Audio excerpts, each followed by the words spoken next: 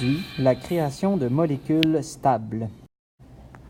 Pour avoir une molécule stable, on remarque que tous les atomes doivent respecter la loi de l'octet et la loi du doublet. Si ces deux lois ne sont pas claires, regardez l'autre vidéo pour bien les comprendre. Donc, prenons l'exemple du Na et du Cl. Le Na a un seul électron de valence, alors que le chlore en a 1, 2, 3, 4, 5, 6, 7 électrons de valence. Le Na veut donner un électron pour respecter la loi de l'octet, alors que le chlore veut recevoir un électron.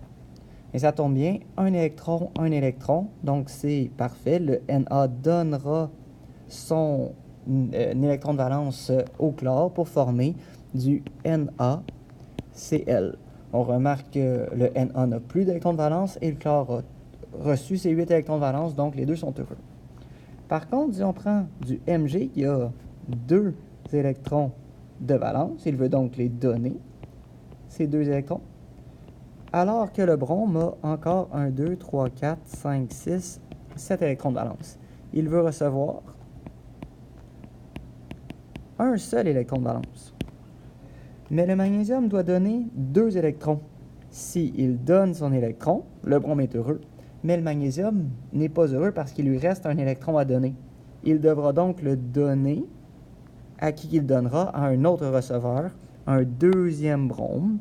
On aura 1, 2, 3, 4, 5, 6, 7 électrons pour le brome, qui recevra un autre électron pour avoir ses 8 électrons de valence.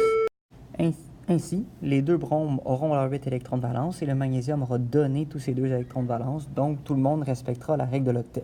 On remarque que le magnésium doit donner 2 électrons. Il doit donc avoir 2 recevoirs de 1 électron pour avoir 2 électrons reçus. Ce ne sera pas du MgBr, mais ce sera du MgBr2, comme il y a 2 bromes, mais un seul magnésium.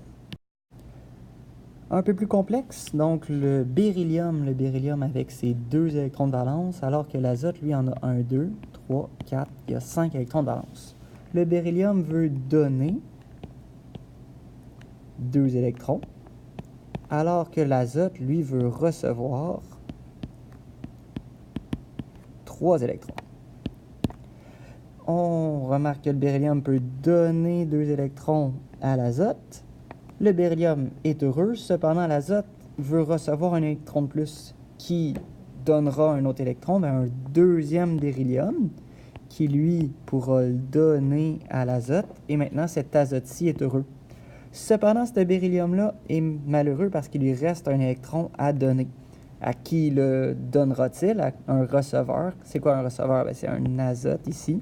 Il y a donc 1, 2, 3, 4, 5 électrons. Il le donnera ainsi. Le beryllium ici est heureux, cependant cet azote-là n'est pas satisfait, ne respecte pas la loi de l'octet. Il doit donc avoir un autre donneur qui donnera 1, 2. Et maintenant, lui a donné tous ses électrons, l'azote a reçu assez d'électrons. Donc tous les atomes sont heureux. Il y a donc 1, 2, 3 beryllium, du Be3, 1, 2 azote, N2.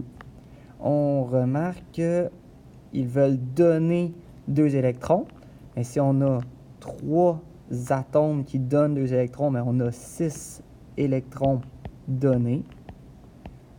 Alors qu'ici, on veut recevoir 3 électrons. On a 2 atomes, donc on a 6 électrons reçus. Comme on a autant d'électrons donnés que d'éléments reçus, la molécule est stable et on a réussi notre mission.